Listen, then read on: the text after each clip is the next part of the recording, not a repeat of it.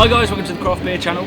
Today, Brad and I have taken an extended lunch break because we want to come down to Strong Room in Shoreditch, trendy East London, to try tank beer from Pilsner Urquell. The reason we want to do that is because this stuff is one of the best lagers in the world. Am I right? From a tank, when it's from a tank, that is exactly. the distinction we wanted to make clear. So, when we talk about Pilsner Urquell, pretty much always in the channel, we're talking about the stuff that comes from tank, because the stuff from the bottle just isn't the same. But this stuff is absolutely astonishing. And we've now been out to Pilsner Urquell to find out how they made it. And anyone that thinks that craft beer is the end of the beer world, that's not strictly true. Because Pilsner Urquell can't really be termed a craft beer. No. I guess they have a real strong history though, and a heritage, which is, I mean, we as you'll see from our other video, the craft is there, isn't it? It's just on a massive scale.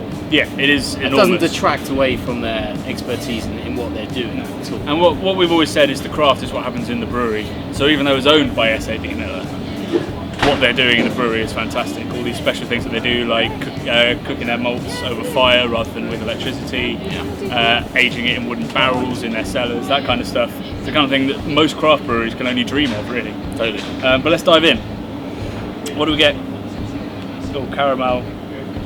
Fresh malt is what I get mostly.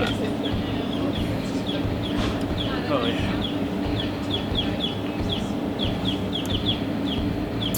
Crisp, so crisp. So crisp, and so there's so much depth in that, which comes from the fact that they heat their boil, so the malt that they're extracting the sugars from, they heat it over fire, which means you get this layer of sugar at the bottom, and it's sort of like a caramelised, like browned meat fat. It's the Maillard reaction, like a Mallard duck, but not. No, it's Maillard. So essentially, when you're frying a steak and you get brown stuff on your fat, that's what it's trying to do, and it means that this beer has so much depth of flavour that doesn't quite come across in the bottle.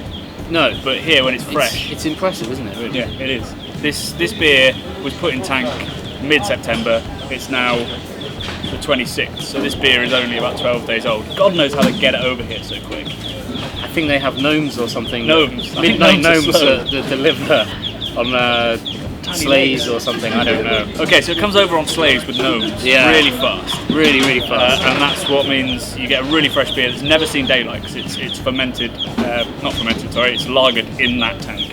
And that's really the key, isn't it? Because Pilsner is meant to be drunk fresh. It's not meant to be bottled and...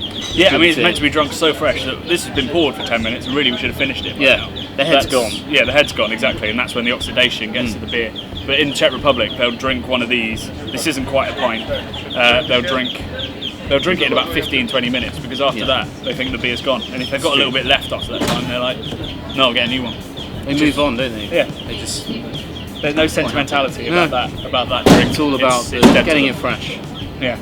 Anyway, so like we say, we've been to the brewery to check out them, and we want to do this review so that you can see exactly why we love Pilsner Urquell before we spend a good 10 minutes with cheesy music singing its praises. So cheers guys, the video goes up in about 2 weeks. Cheers.